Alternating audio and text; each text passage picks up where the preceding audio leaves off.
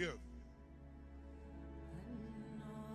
And as you're breathing in your heart now, I'd like you to think of 3 different moments. We'll do them one at a time in your life that you could be deeply grateful for. It could be the birth of a child. It could be the moment you met someone you love. It could be meeting a friend. It could have been a great achievement in your life. A moment you can feel grateful for, a moment of grace, a blessed moment. And I can think of one right now, but one that you'd like to feel again. And I'd ask you to step in your body and your mind as if you're back in that moment right now. Looking through your eyes in that moment and seeing what you saw then, right now. Hearing what you heard, either what someone said or you said to yourself when it felt so grateful, so appreciative. How are you breathing when you were filled with gratitude? See what you saw, hear what you heard, feel those feelings of gratitude in your body right now. The reason is the emotion of gratitude has a power. The 2 things that screw us up emotionally are anger and fear. You can't be grateful and fearful simultaneously. You can't be angry and grateful simultaneously. So give yourself that sense of gratitude. Breathe in your heart, see that moment, feel it, let it flood your body for a moment. You're doing great. Enjoy it. Now think of a second moment you could deeply feel grateful for if you want. It could be 20 years ago, 20 days ago, 2 minutes ago. It could be a long time ago, or it could be right now. Think of a moment you can feel deeply grateful for and give yourself the gift to step in your body back in that moment as if you're there. See what you saw. Hear what you heard. Feel what you felt. That's it. That's it. Let it flood through every cell, every nerve in your body, feeling such gratitude, such grace, such appreciation or love.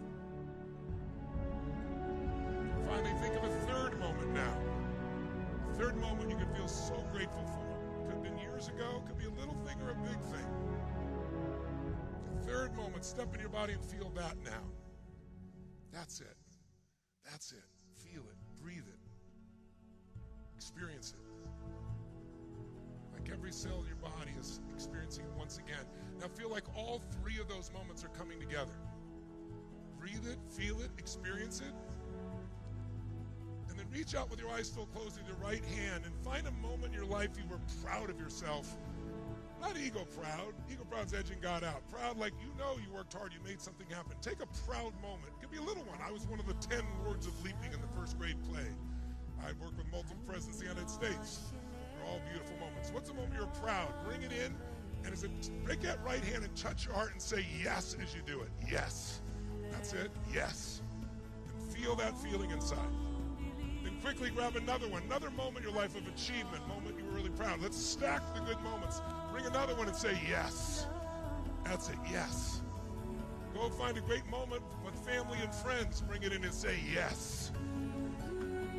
Find a moment of laughter where you laughed so hard you couldn't stop laughing. Something so silly or stupid. A great moment and bring it in, yes. Bring in a moment that excited you in your life, an exciting moment, and say yes. Now just for a second, imagine the universe or God gave you a moment in the future you're going to be proud and bring it into that heart. Feel it like it's happening and say yes. That's it. Find another moment in the future of achievement or pride and go yes. A great time with family, go yes. An exciting moment in your future, go yes. You have 10 seconds. Bring in as many as you can, as many as you want. Ones from the future, ones from the past, ones you've already experienced, ones you will experience. Bring it so it builds up an energy. That's it. Bring it up to an energy, to a peak. And at the peak of this, sound is what changes us. I'm going to ask you to take all those feelings and convert them into a sound as loud as you can, enjoying it as if this is what your life is really like, because it is. Take them all. Feel them all. 1, 2, 3. Make the sound of what it feels like inside. Do it again, even louder. Go. One more time. Give it your all. Feel it all right now. Go. Then bring it back into your heart. Breathing and feeling it. And these are the real experiences of your life. It's not a fake pump up. These are things you've actually experienced. Most of what we want in the future, love, joy, feelings to be proud, excited, we already have them in the past. If we wake them up, we're not in scarcity, and then we can create new things without fear.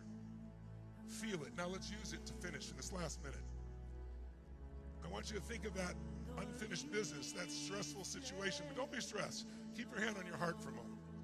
Keep breathing in your heart. Make that sound one more time, real fast. Make that sound as loud as you can. Go, make that sound. Now from your heart, finish this sentence.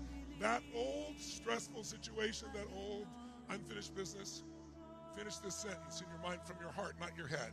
All I need to remember about that, all I need to focus on, all I need to do is what? All I need to remember, all I need to focus on, all I need to do is what? And your heart has the answer. All I need to remember, all I need to focus on, all I need to do is what? Raise your right hand if you have an answer to that unfinished business. Raise your right hand nice and high if you would. Nice and high so we can see. That's it, if you got that answer. See, that stressful situation can be answered in the right state. That's all it really takes. So these 5 qualities, you'll see them in the President of the United States. You'll see them in the greatest athletes that will be on the stage here. Serena, my friend Serena Williams. You'll see them from J.P. Morgan. You'll see them everywhere. What are they? Energy. The President of the United States has it, and let's give it to him when he comes up here like he's never had before. Second, vision. A vision greater than the moment. Third, decisiveness. Fourth, massive action and the ability to create momentum. And 5, relentlessness. It's been great to be with you. Thank you for having me. God bless. Took my exit. Took it out. Thank you, guys.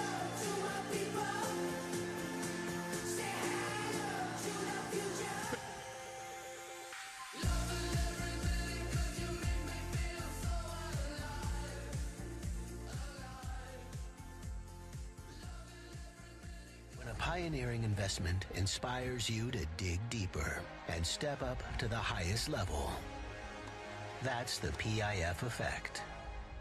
At the Adam Smith Center for Economic Freedom, you don't just learn, you achieve. Through our interdisciplinary Bachelor of Science in Business and Government Leadership, you'll gain perspective, innovate, and connect with real-world leaders.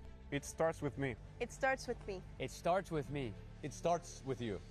Leadership starts here.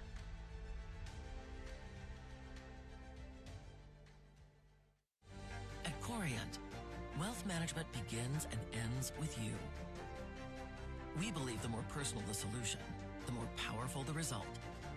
We treat your goals as our own. We never lose focus on the life you want to build.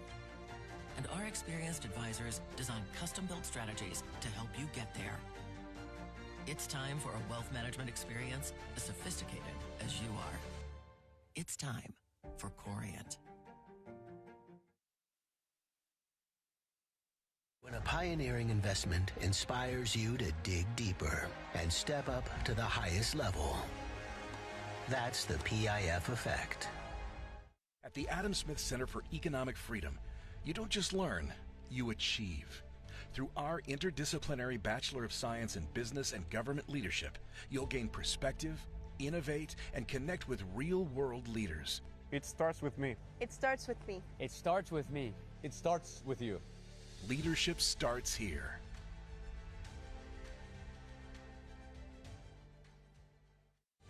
At Corient, wealth management begins and ends with you. We believe the more personal the solution, the more powerful the result. We treat your goals as our own. We never lose focus on the life you want to build. And our experienced advisors design custom-built strategies to help you get there. It's time for a wealth management experience as sophisticated as you are. It's time for Corient.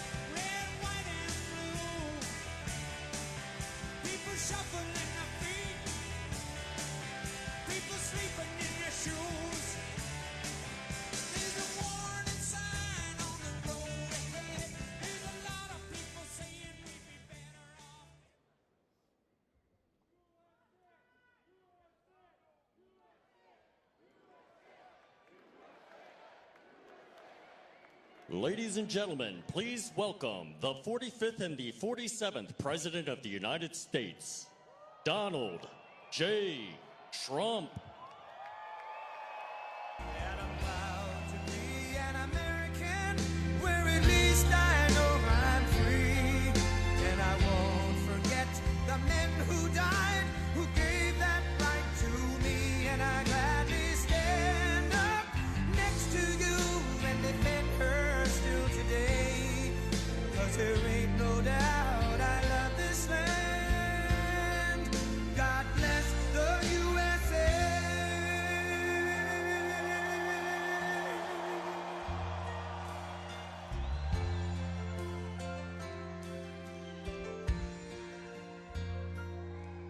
From the lakes of Minnesota to the hills of Tennessee, across the plains of Texas, from sea to shining sea, from Detroit down to Houston and New York to LA, where there's pride in every American heart, and it's time we stand and say that I'm proud to be an American, where at least I know I'm free. And I won't forget the men who died, who gave that right to me. And I gladly stand up next to you and defend her still today. 'Cause there ain't no doubt I love this land. God bless the USA.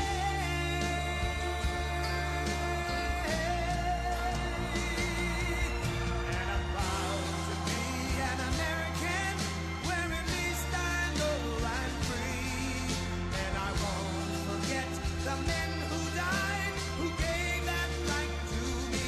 And I gladly stand up next to you and defend her still today. 'Cause there ain't no doubt I love this land. God bless the USA.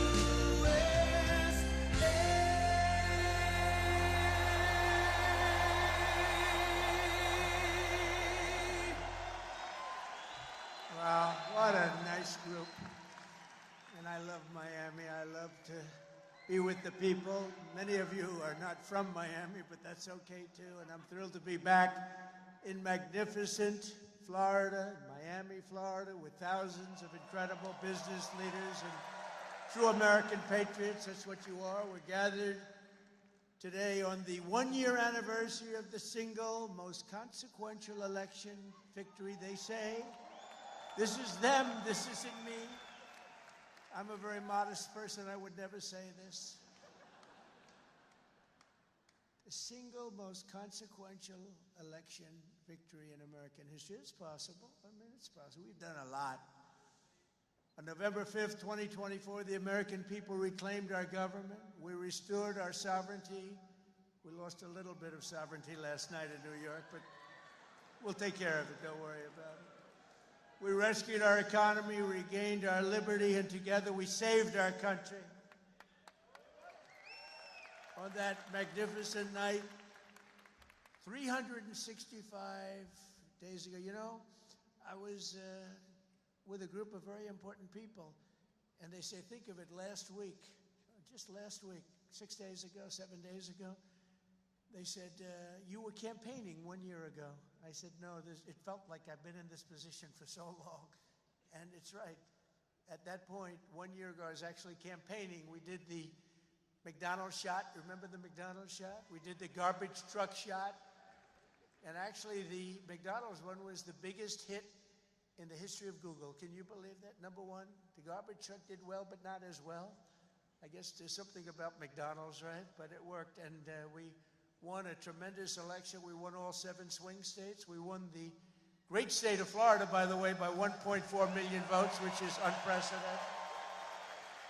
Biggest victory ever in Florida, including an 11-point victory right here in a place called Miami-Dade County. We won the popular vote for the first time of any Republican in many decades. We won the Electoral College 312 to 226.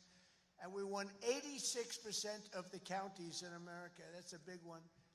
2,700 to 525. I'd say that's called a landslide, right? We got more votes from African Americans than any Republican candidate in history. We also won a record share of votes from the incredible Hispanic American community. There might be a couple of us. Biggest vote in history. And above all, we won a resounding mandate to make America great again, which is what we're doing. And every day since, I've been fighting to turn the promise made into the ultimate promise kept. We're going to do our job. We have a big job to do. We've done really well. I think it's the best 9 months, they say, of any president. And I really believe that if we can have a few more 9 months like this, you'd be very happy. You'd be very satisfied. But it's been pretty incredible, with trillions and trillions of dollars being poured back into our country by other countries and other places and people. 1 year ago, we were a dead country. Now we're a country that's considered the hottest country anywhere in the world. It's the hottest country. We are now in the hottest country anywhere in the world. And I'm pleased to report that today the United States has the strongest economy, the strongest borders, the strongest military, the strongest friendships, and the strongest spirit of any nation anywhere. We have the greatest economy right now. A lot of people don't see that. But if you look at what's happening with all the factories, AI, auto plants all over the country being built, that if you would have thought about that 2 or 3 years ago, you would have said it was the opposite. They were all leaving. Now they're all coming in. They're all coming back and then some. And I think that we can honestly say, and I think you're going to see it even more so over the next 12 months, that this is the golden age of America. This is the golden age. In the prior 4 years, crooked Joe Biden oversaw less than $1 trillion of new investment in the United States. So in 4 years, less than, think of it, less than $1 trillion. That was not doing too good. In 9 months, I've secured commitments of over $18 trillion, and we're going to have $21 trillion within the first year. So Sleepy Joe did, think of that. In 4 years, he did less than $1 trillion. We're going to have $21 trillion in 1 year. I would say it's slightly better. Slightly, just a little bit better. The stock market is set 40-time all-time record highs, and just recently, record high, record high, record high. All of them, all of the different exchanges. GDP growth in the second quarter was an amazing, almost 4%. And as you know, they said, oh, it'll be 2% or 1%. And it's been really helped a lot by the tariffs. It's been really helped incredibly, because this is really a transition period. We went from a horrible, failed country to a tremendous success. It's a transition, and yet we did almost 4%, triple and even quadruple almost every other country anywhere in the world. Think of that. In the third quarter, we're on track to achieve an estimated 4.2, maybe more, who knows. I think if you go a couple of years out, you're going to see numbers like you've never seen, because all of these places that are now under construction, they're being built, they're going to be open, and thousands of jobs, hundreds of thousands of jobs are coming in, even building them. But when they open, that's when you're really going to see the numbers. We're building some of the biggest buildings ever built anywhere in the world. The AI buildings, you know, they can cover, they show displays of them. They can cover the island of Manhattan. They're so big. They literally can cover the island of Manhattan.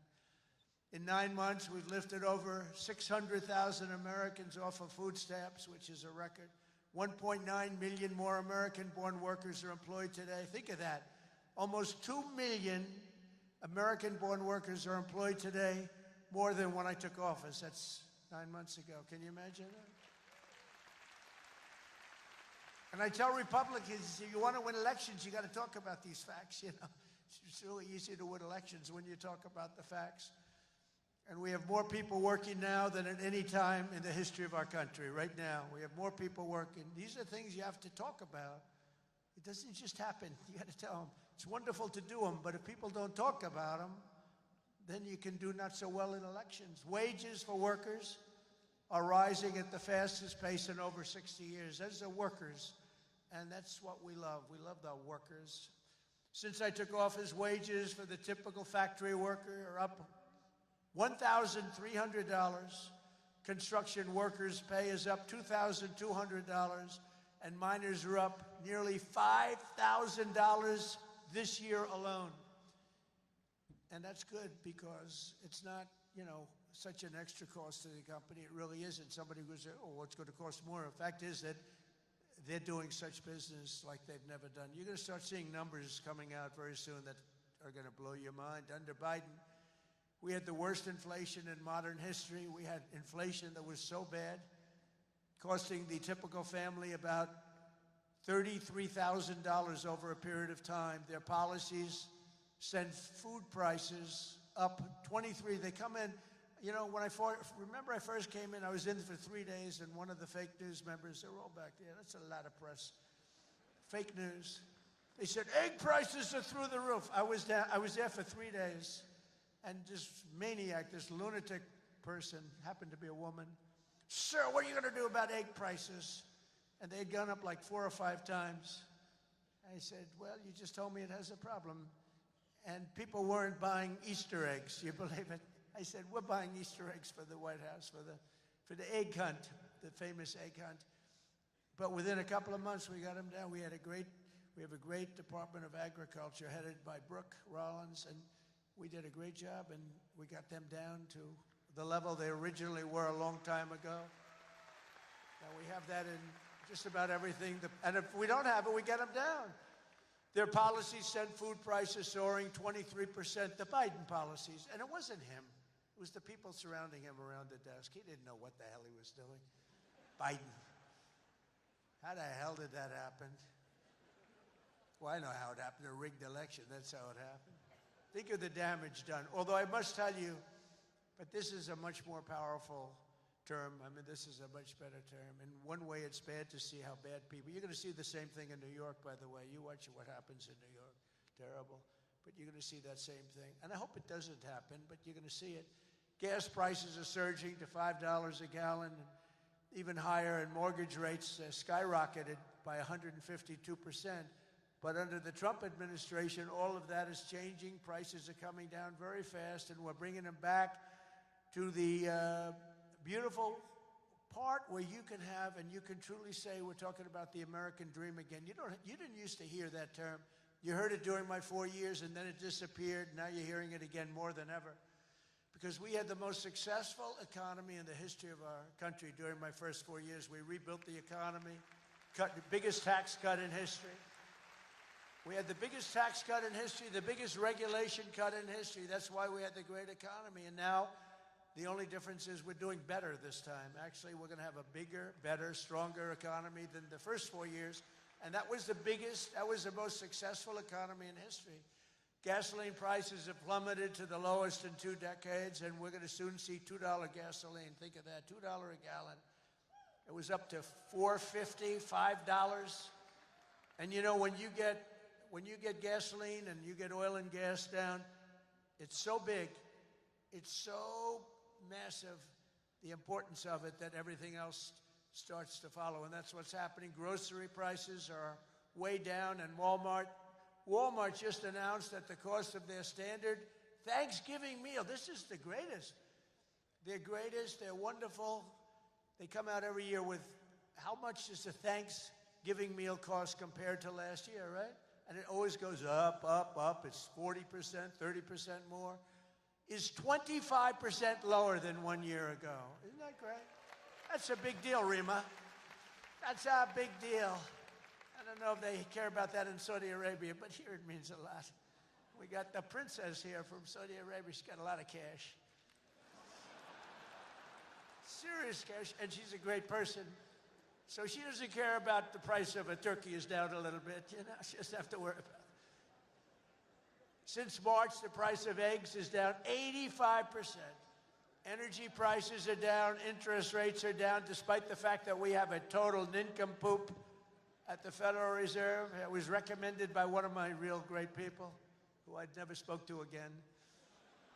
And the cost of the typical new mortgage is down by nearly $3,000 a year. Day by day, we're making America affordable again. It's going to be affordable again at a really record pace. And, you know, other people are going to take credit. All the mayors and all the governors, they're going to say what a great job. They didn't do a damn thing. Yet as we speak, the Democrats in Congress are trying to put all of this progress at risk and drag us back to the Biden policies of soaring prices, crushing energy costs, massive spending, open borders, let the world come into our country from prisons and from mental institutions, let them pour in, and rampant inflation. That's what Biden gave us, all of those things. With the reckless Democrat shutdown, virtually every Democrat in Congress has voted to hold the American people hostage in an effort to extort hundreds of billions of dollars in new spending. They're demanding free health care for illegal aliens that just came into our country from prisons and from mental institutions, and drug dealers and drug addicts, and they want to give them $1.5 trillion in giveaways that would turbocharge rapid inflation again as they did the first time. You remember that just a couple of years ago, 4 disastrous years we just had. They were the worst years. Meanwhile, the radical left Democrats are causing millions of Americans who depend on food stamps to go without benefits. They're forcing federal workers to go without paychecks, and they're stranding thousands of travelers at the airports. And you understand it, and they understand it. All because they want to return to the failed Biden policies that created, and also Obama policies. I watched him the other day up talking, well, Donald Trump is a mean person. I'm not a mean person. I just want to have a country that's great again. Is that okay? I'm not a mean person. He's a mean person. He's a divider. He's a divider. Obama, Barack Hussein Obama. And by the way, ask him how he's doing on his museum library. He's got hundreds of millions of dollars of cost overruns. It's come to a dead halt. He built it in not a particularly good location. He's not into real estate, you know. He doesn't know about location. He doesn't know about location. But he built it in a location that's not going to be too good. But the thing has come to a dead halt. It's way over budget. It's sort of like Gavin Newsom in California. He's got a train that was supposed to go from San Francisco to Los Angeles, which is a stupid idea because an airplane is faster. I don't care how fast it goes. And they had plenty of airplanes. San Francisco, inside San Francisco to inside right there, L.A. And what they did is they said, oh, man, this has been going on for years. It's billions and billions of dollars over budget. So what they decided to do is cut it so that it doesn't go into San Francisco and into L.A. It goes way short of both. And then they cut it again and again and again. Pretty soon they're going to have like 2 miles of track. Billions and billions of dollars. Totally incompetent. The biggest cost overrun proportionately that I've ever seen. Many, many, many times more. And it's no longer the same. It was supposed to go into the city. Now it's way short, many miles short of the city. So they're going to drop you off and you can walk the rest of the way. That train is going to haunt him. You watch, because he doesn't have what it takes. I tell you that. Slimy guy. He's a slimy one. Maybe that should be his nickname. Slimy Newsom, right? But he doesn't have it. But you look at that train, it's going to cost him. Republicans have voted 14 times to fund the government. And it's time for Chuck Schumer, crying Chuck. Remember he started crying at the airplanes? They were the worst forced tears. I've known him all his life. He's never cried. But he broke down in tears. He was so devastated. He didn't know why he was crying, but he just thought it was good to do. His people told him this was a good time to cry. Crying Chuck. But it's time for Chuck Schumer and the radical Democrat Congress to stop playing games with the people's lives and to pass a clean funding bill that they've done 30 times before. And to reopen government immediately. Just reopen it. They don't like it to be reopened because we're setting records. They think actually, I don't think anything's going to hurt. We are so strong now that I'm not sure that anything's going to hurt. But it would be good to open it up. take care of the people with jobs that aren't going to get paid and aren't getting paid. And no matter what, we will not let them impose their inflation-causing extremism on the American people. We're not going to pay $1.5 billion for people that came into our country illegally, okay? If you don't mind. That's what they did last time. Remember the Inflation Reduction Act? The greatest scam, one of the greatest scams. I would say some of their environmental scams were even bigger, but one of the greatest scams ever, Inflation Reduction Act, and then they admitted it had nothing to do with inflation reduction, remember? But it did actually cause massive inflation. It actually caused massive inflation. But we don't use auto pens in the Trump administration to sign things. We don't believe in that. You know, I get these guys come in with these big, beautiful documents, gorgeous, beautiful, must cost a fortune. I should check the price. But, you know, a general is being made or something, you know, some big post. And they say, sir, would you sign this, please? It's going to be a 4-star general, or it's going to be a big cabinet position, or it's going to be something with medical or whatever. I take my pen and I sign it. In his case, they walk it into a room and they give it to somebody who's no idea who Biden is. But Biden doesn't have any idea who he is either. And they have a machine sign it, the auto pen. And all of the pardons, he gave thousands of pardons to people. He had no idea about it. He didn't know about it. And therefore, all those pardons are void. You know, you have to have, it's a very complicated thing if you're going to use a machine. You have to do it properly. And he didn't have any idea what was happening. And this is what we had as a president. We don't want that. You have the opposite right now. I don't want to be braggadocious, but you have the exact, I know exactly what's happened. If you want to see what congressional Democrats wish to do to America, just look at the result of yesterday's election in New York, where their party installed a communist as the mayor of the largest city in the nation.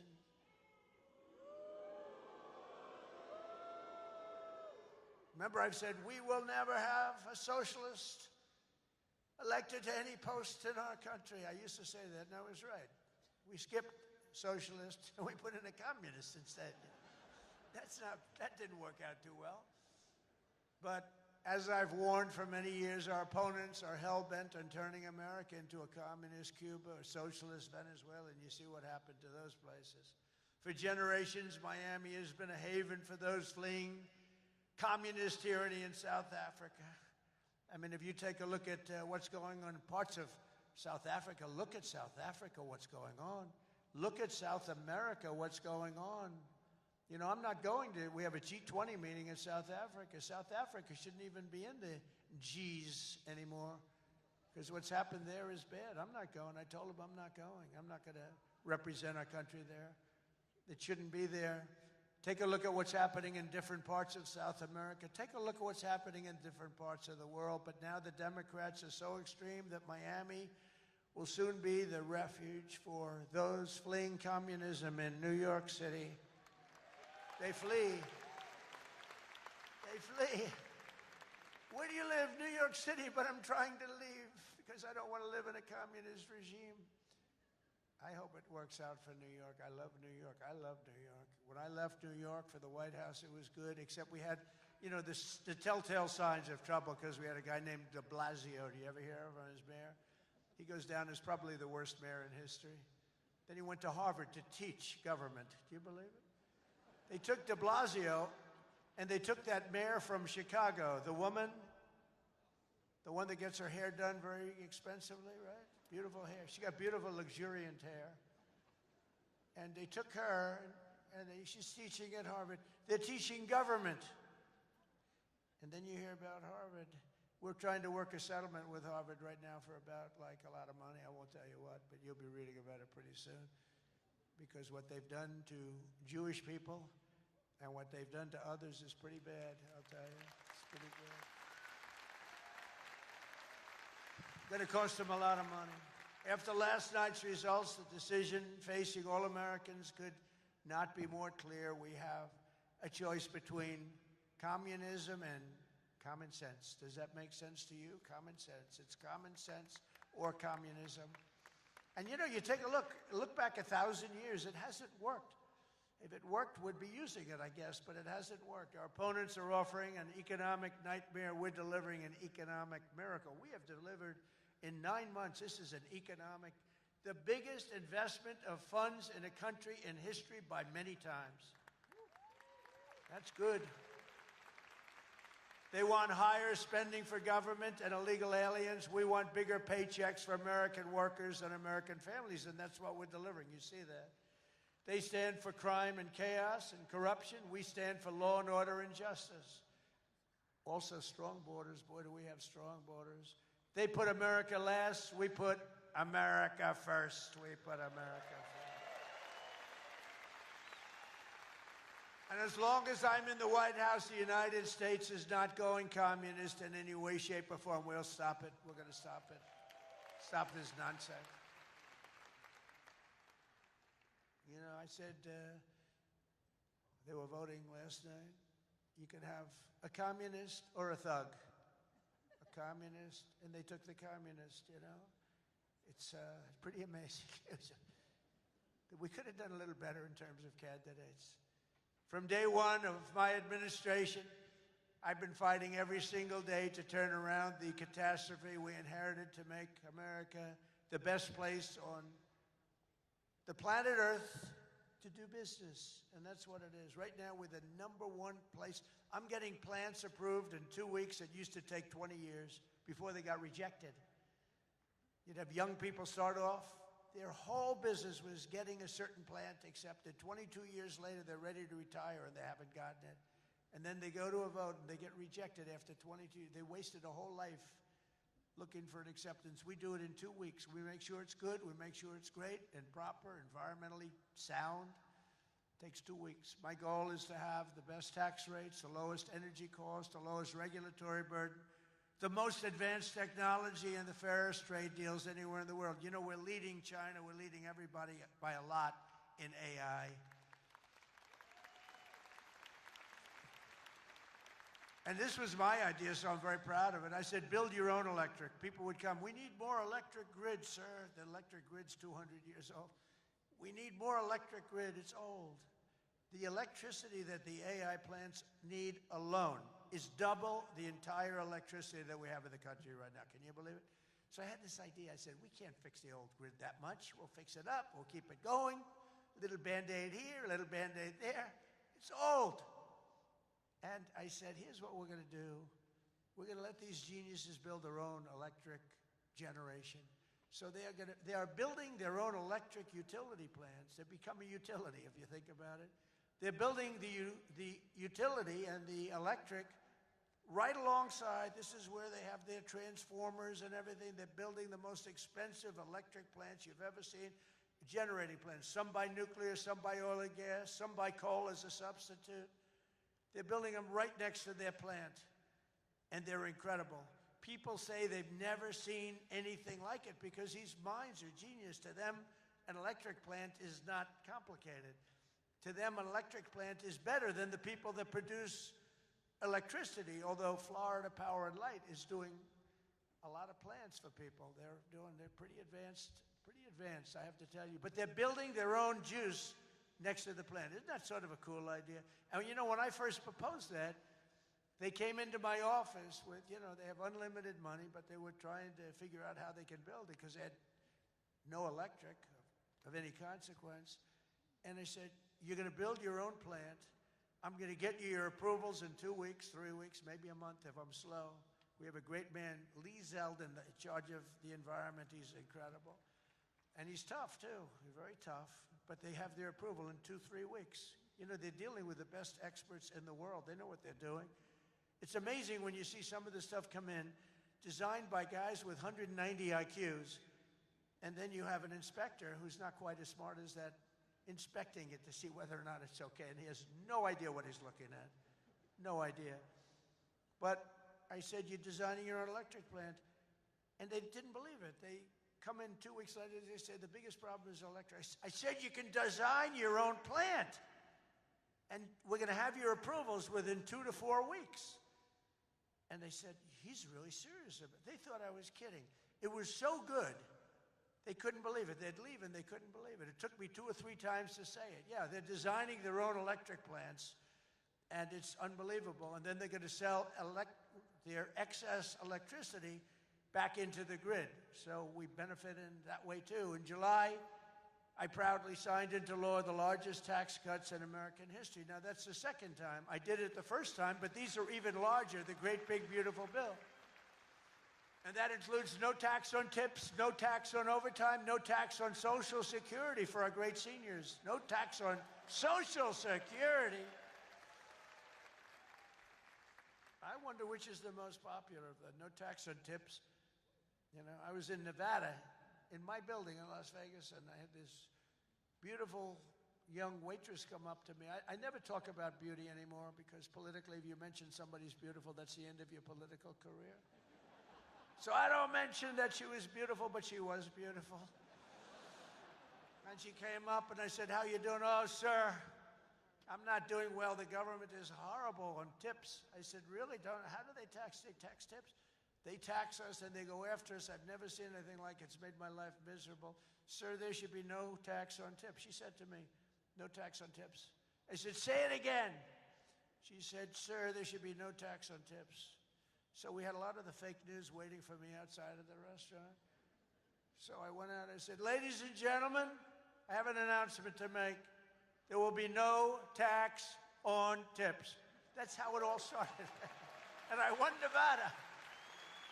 I won Nevada. Because, you know, in Nevada, every job is basically, you know, you're a waitress or you're working in a hotel.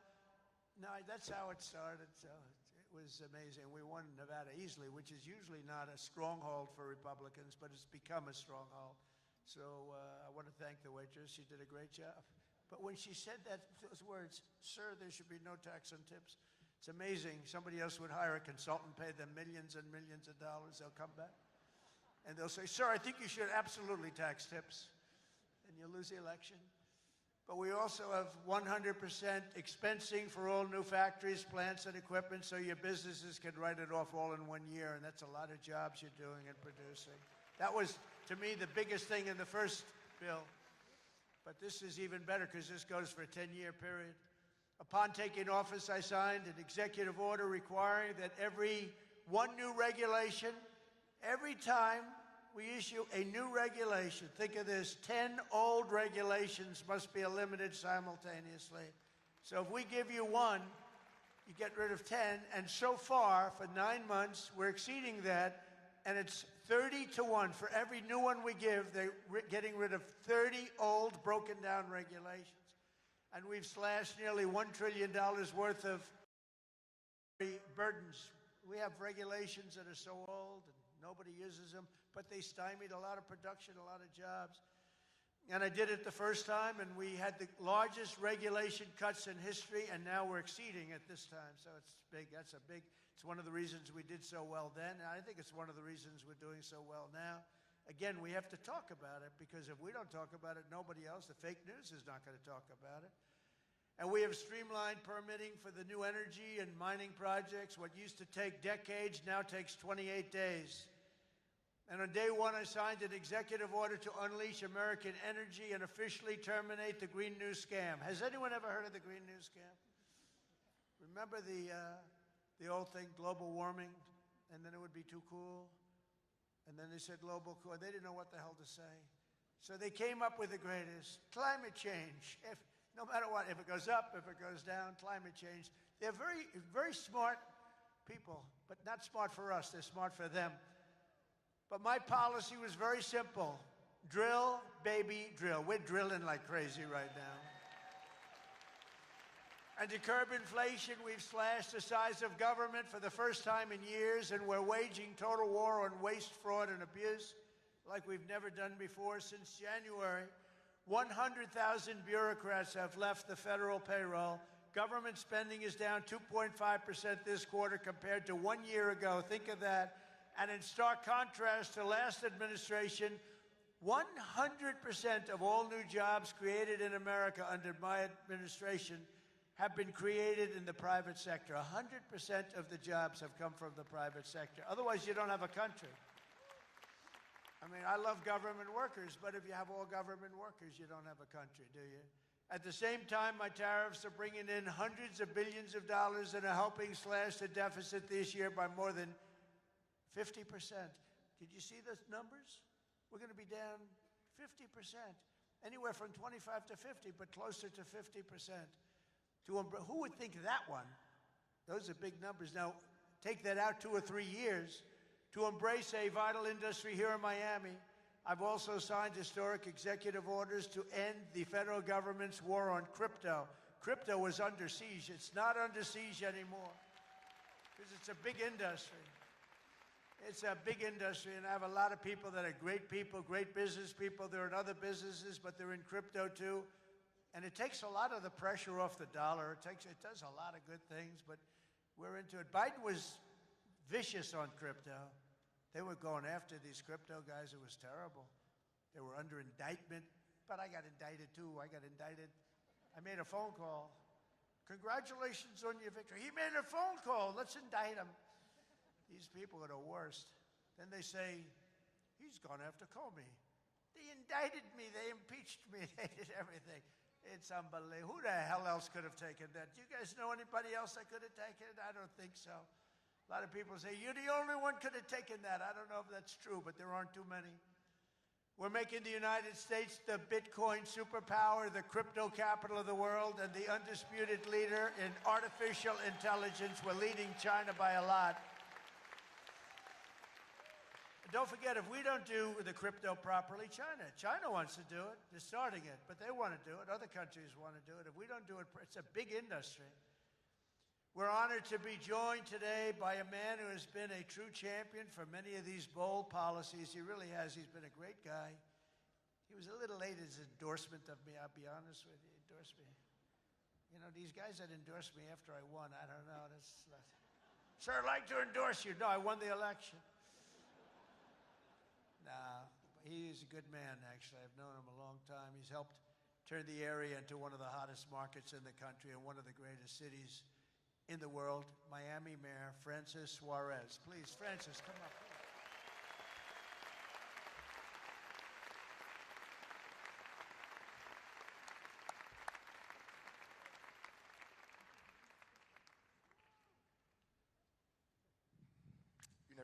You're never gonna let me forget that one, huh? Thank you, my brother. Thank you, Mr. President. Just a little shorter than you are. Oh, it's truly a great honor to be here with you this afternoon and to have you here once again in the great city of Miami. Your leadership and your vision have shaped not only our nation, but also the future of our city. Miami's success today is rooted in the values that are deeply American: opportunity, freedom, safety, and innovation. These are values that you have championed with conviction, and they are the same values that have made Miami a symbol of what's possible.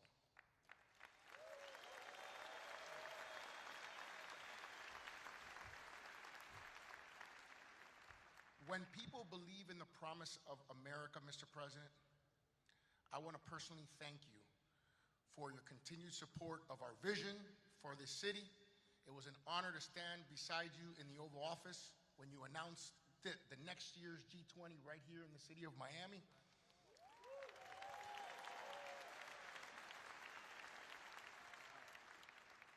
Thank you for choosing our city to host what is perhaps the most important and consequential gathering of leaders from around the world.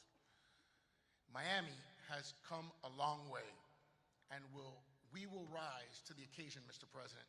On behalf of the people of Miami, it is my privilege and honor here, on behalf of my wife, the America Business Forum, Nacho, Sergio, and everyone, to give you like real estate, right? I do. Yeah. This is a key that opens some really nice presidential library real estate.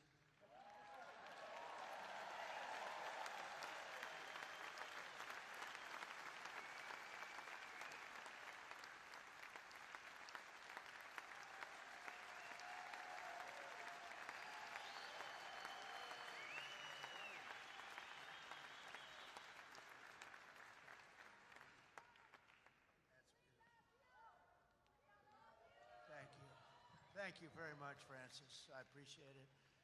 And you know, he's really a special guy. I'm going to take this, I'm going to put it in the White House, and then I'm going to move it to Doral in about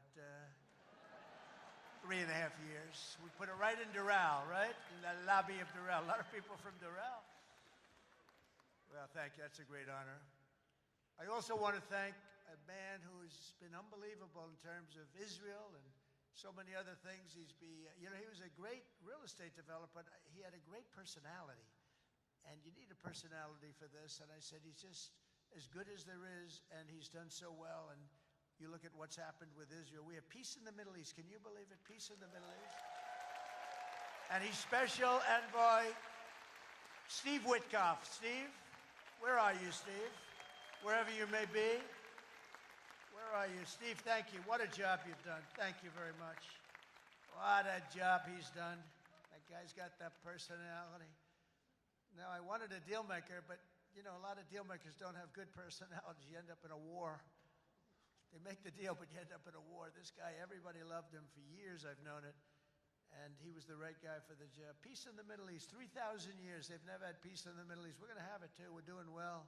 Just keeps going along. And we just had a meeting. It's even more and more so. And so many people in this room are very much into Israel and the Middle East.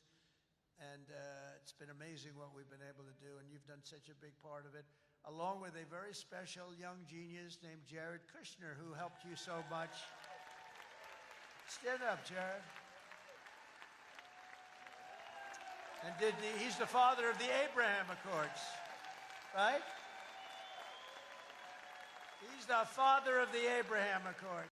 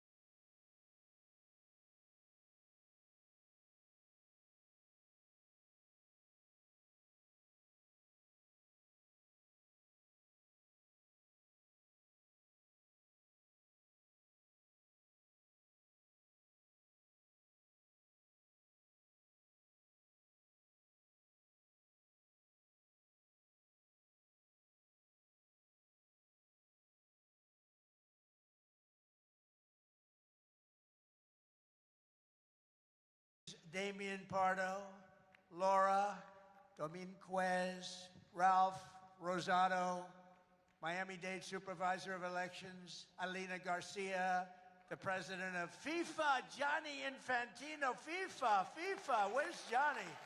Whoa. I didn't know he was going to be here. He's big stuff. And the world, look, you know, Johnny and I worked the deal originally, and it looked like I wasn't going to be president because it was in this term, right? So when they rigged the election, I said, oh, man, I have to run again because I want to be president when they have the World Cup, right? And look what happens, Johnny. I'm president when we have the World Cup. It wasn't supposed to be that way.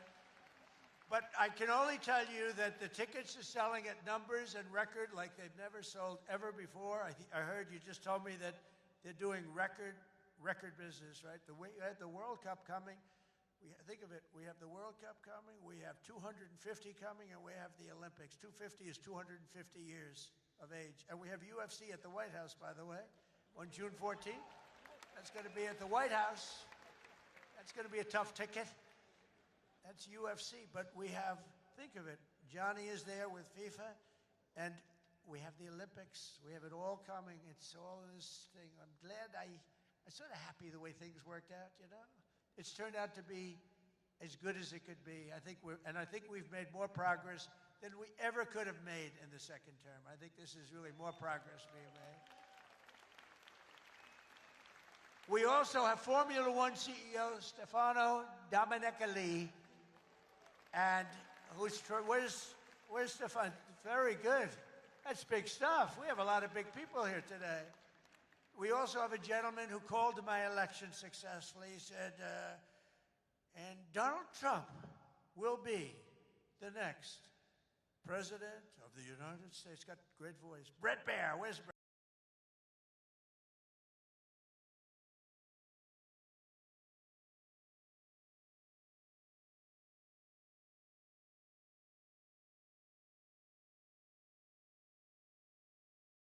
Father easily in golf? Tell me, huh? That was easy, right? Get ready. We'll do it again. Thank you very much, Paul. You look great. Also, I want to thank your two great senators, Ashley Moody and Rick Scott. And, you know, I just left them. Believe it or not, I had a meeting with all the senators this morning. I gave them my vision because, frankly, it's always nice to have good vision. And they are two terrific senators, and they're in Washington working hard, and they were going to come. And I said, do me a favor, stay back and work on the things you're working on. They're working on really things. And Ashley is in the election. Rick just won his election. They're two great senators that you have right here in Florida. So that's really good. And they're working to make America great again. So I said, stay back in Washington. Together with many of the people here today, we've achieved more in 9 months than most administrations achieve in 8 years. It's true. We've really done a lot. We inherited the worst border in history, and within a matter of weeks, we turned it into the strongest border anywhere in the world, and they have some pretty strong borders, but we have literally no people coming through. They do come in. They come in legally. You know, we want people to come in. We want to make it real easy for them, actually, but they come in legally. So you have to know that. We just don't want criminals coming in. We don't want people from prisons. We don't want prisons dumped into our country like Venezuela did. They emptied their prisons into our country. We don't want that, right? For months in a row, 0 illegal aliens have been admitted into the United States. 0. They actually announced it. This is an official 0. Remember when Biden said, I have no control over the border? Millions of people pouring through, not people that you could look at them, not that we discriminate. You could look at them and say, these are not going to be perfect for our country. They were rough people that they let in. They had 11,888 murderers. 50% of which murdered more than one people. We don't want them. We're getting a lot of them out. Hopefully we're going to soon have all of them the hell out of here. Either out of here or we have to put them in jail because they're so dangerous. Some are so dangerous we don't want to bring them out. We just make sure they never come back in. But this is what they were putting in our country, and it's a disgrace. On day one, I signed an executive order to designate the drug cartels as foreign terrorist organizations. We had a big, strong, positive number come out just recently. The drugs coming into our country are way down. I'll tell you where they're really way down is drugs coming in through water. People are saying, no thanks. I don't think I want to ride in that boat today, please. We want you to take these drugs into the United States. You know what? I think I'll take a pass, sir. The drugs coming in by border are not much. Every boat that we hit kills, think of this, if it gets through, kills 25,000 Americans plus, but 25,000 Americans. Every time we hit a boat, we save 25,000 lives. Got to look at it that way. And we're arresting and removing thousands and thousands of dangerous gang members, MS-13, Tren de Aragua, all these gang members are being thrown the hell out of our country. And if you look at Washington, D.C., it's now a safe community. We're in Memphis now, and within 2 weeks, all of a sudden, it's like a safe community. It's really made unbelievable progress. And we're blowing up cartel terrorists. We're blowing them up linked to the Maduro regime in Venezuela and others. Look, it's not just Venezuela. But a lot of things are coming in. Look, Venezuela emptied their prisons into our country. Nobody wants that. They emptied their prisons into our country. We're liberating our cities from the scourge of violent crime, making our country safe and beautiful again. We're starting in our capital, Washington, D.C., which right now you can walk through the middle of Washington. You have no problem. 6 months ago, that wasn't the case. 1 year ago, it was a disaster. But law enforcement, our military has done an incredible job, actually. It's a safe, very, very safe city again. And it's been beautified. We're putting new medians in. We're covering the roads with nice, clean, beautiful asphalt. We're redoing the grass in the parks. It's really becoming beautiful again, and it's safe. We don't get calls that, think of it, call to the parents, your son, sir, has been killed. He came to see the Lincoln Memorial and he's dead. No, that's not happening anymore. We run it tough. We run it very tough. Sometimes you have to be a little tough to get rid of. These are thugs. These are bad people. We're bringing them the hell out of our country where they came from. We renamed the Department of Defense to the Department of War. And well, if you think about it, after the Second World War, they changed it to defense, right? So we won the First World War. We won the Second World War. We won everything in between and everything before. Never lost a war. We still don't lose wars. Sometimes we don't fight to win. You know, we'll stay around the country for 15 years, just bomb the hell out of everybody, make everybody miserable. Nobody knows why we're there, you know, the wars that never end. But we made it clear that the days of political correctness in our military, they're over. We don't want to get into wars. I rebuilt the military. We have the strongest military by far in the world. We make the best equipment, the best missiles, the best rockets, the best everything. We redid our nuclear. We're the #1 nuclear power, which I hate to admit because it's so horrible. It's such a horrible situation if it ever has to be used. Russia's second. China's a distant third, but they'll catch us within 4 or 5 years. They want to catch us, and they'll be able to catch us. And we're maybe working on a plan to denuclearize the three of us, so we'll see if that works. But we have the strongest military anywhere in the world by far. We're investing $1 trillion in the United States Armed Forces this year. It's the biggest amount we've ever invested, and the spirit of service members is soaring like never before. We used to have recruiting shortages a year ago. You remember, you couldn't get people to join our military all around the world. You couldn't get them to rejoin. You just couldn't, no matter what you do. That we were way short. Now you can't get into our military. The waiting list, you have waiting lists to get into our military because we have spirit in our country. And all around the world, America's making peace, and we're really making peace through strength because they know they're not going to mess around with us. Nobody's going to mess around with us. You saw what happened. We made a deal with China last week, and we made a deal with Japan last week. We made a deal with Malaysia. They helped us so much. All great economic deals, all great. Great for everybody. In 8 months, I ended 8 wars, including Kosovo and Serbia. The Congo and Rwanda, that was going on for a long time. Pakistan and India. You know, I was in the midst of a trade deal with both of them. And then I read on the front page of a certain newspaper, I said, I don't know, mention the newspaper because it's usually fake news. But I heard they're going to war. 8 planes, 7 planes were shot down. An 8th was really badly wounded. But 8 planes were shot down, essentially. And I said, this is war. And they were going at it. And they're 2 nuclear nations. I said, I'm not going to make any trade deals with you guys unless you agree to peace. No way, this has nothing to do. I said, it has everything to do. Your nuclear powers. I'm not trading with you. We're not making any deals with you if you're at war with each other. A day later, I get a call. We made peace. They stopped. I said, thank you, let's trade. Isn't that great? Tariffs did that. You know what? Tariffs. Without tariffs, that would have never happened.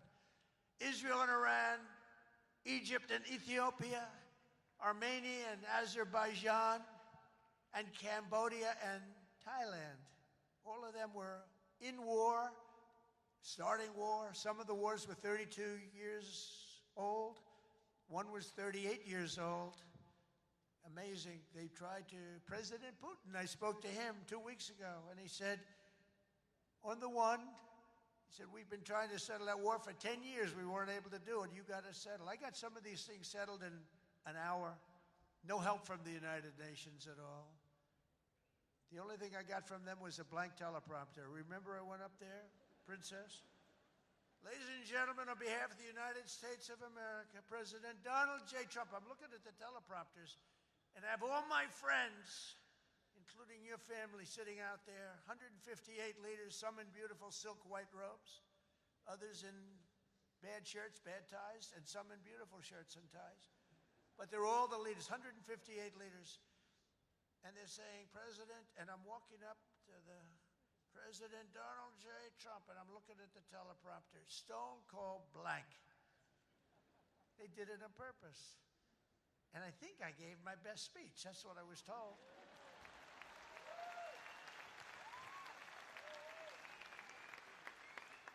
But it still wasn't a great feeling. I'm walking up very slowly. You know, I'm 20 feet. I'm trying to walk slowly because I see it's not working. They're dead. They did it on purpose. But it worked out okay. Not great people.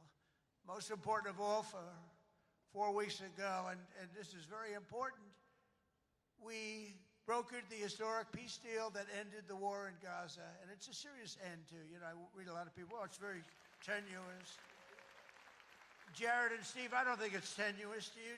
I hope it isn't, because otherwise I'll have to cross it off. I'll have to say only ended 7. But that was a tough one, right? That was a tough one. But there's nothing tenuous about it. It's a serious end. Gaza has been a disaster for so many years, and I think it's an end. I think you're going to see some tremendous things happening. We just had a meeting just before I got up, and some great things are happening. And with Israel and peace in the Middle East, it's amazing, actually, what they've done. And what you two guys have done have been incredible. True. On day 1 of my administration, I signed an executive order to slash federal funding for any school that pushes critical race theory or transgender insanity on our youth.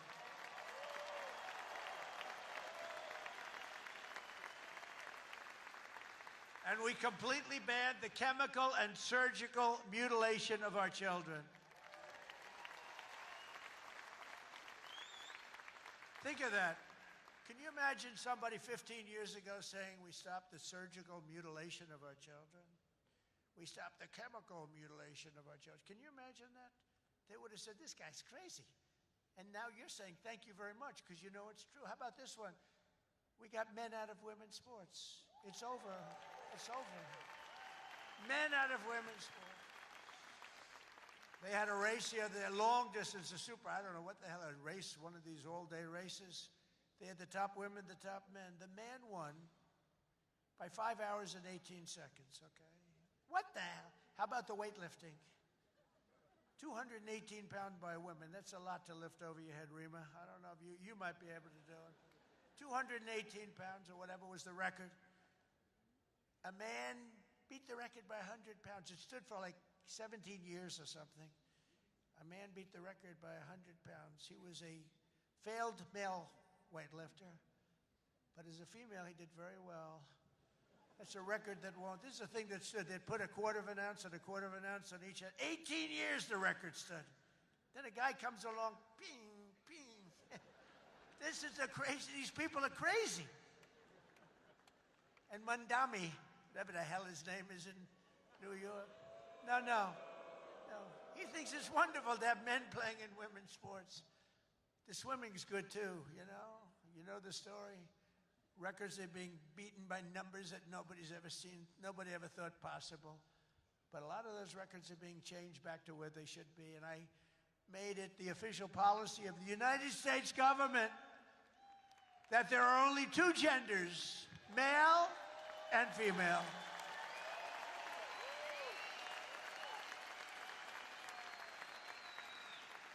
And we're restoring the name of a great president, William McKinley, to Mount McKinley, the beautiful Alaska mountain I renamed.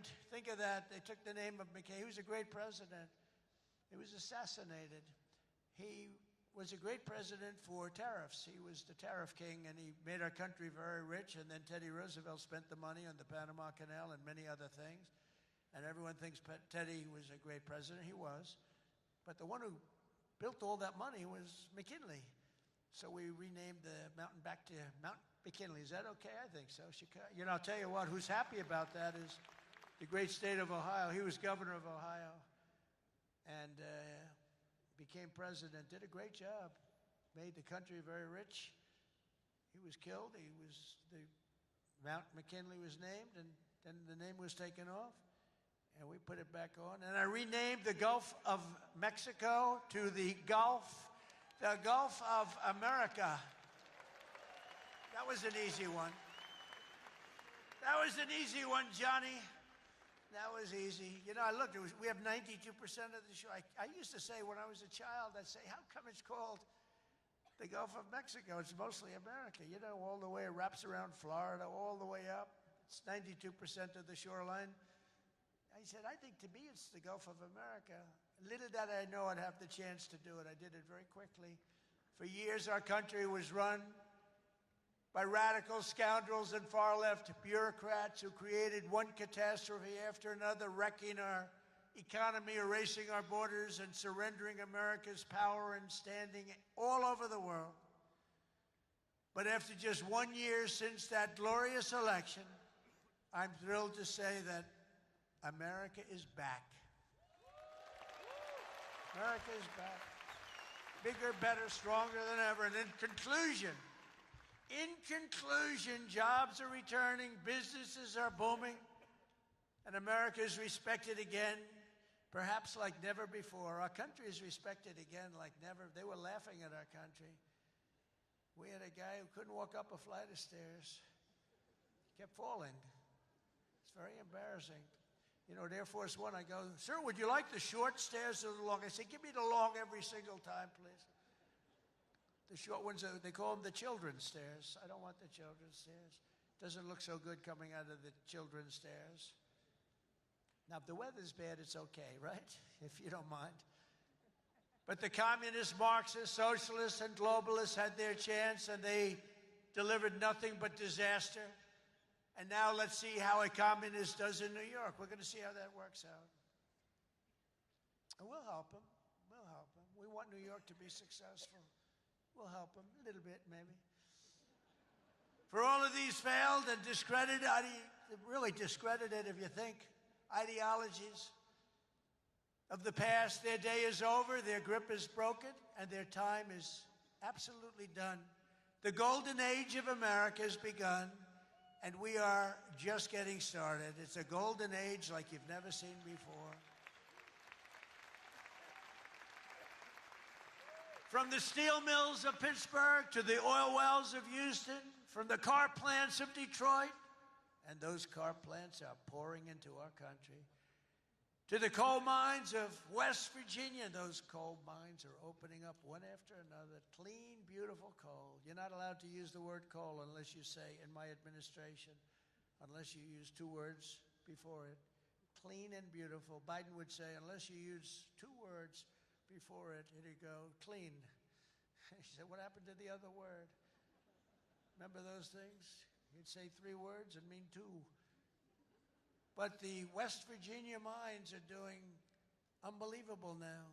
Wyoming is doing unbelievable. It's clean, beautiful coal. And from the bright lights of Las Vegas to right here in beautiful Miami, America is proud. America is confident. America is growing and successful.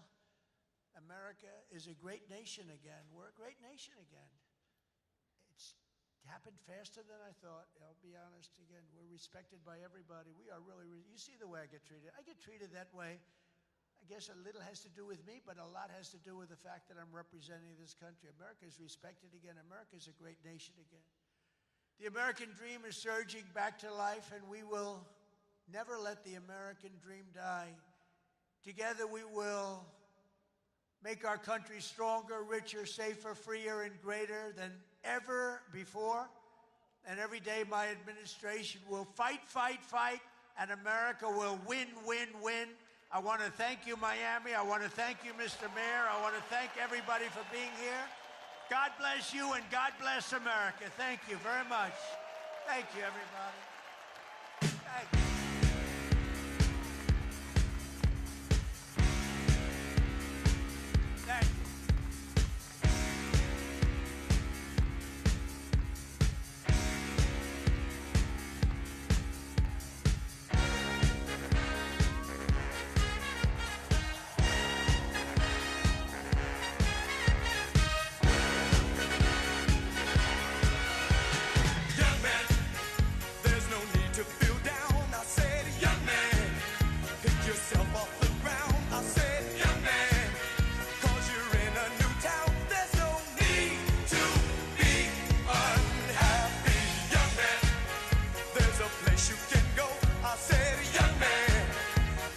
short or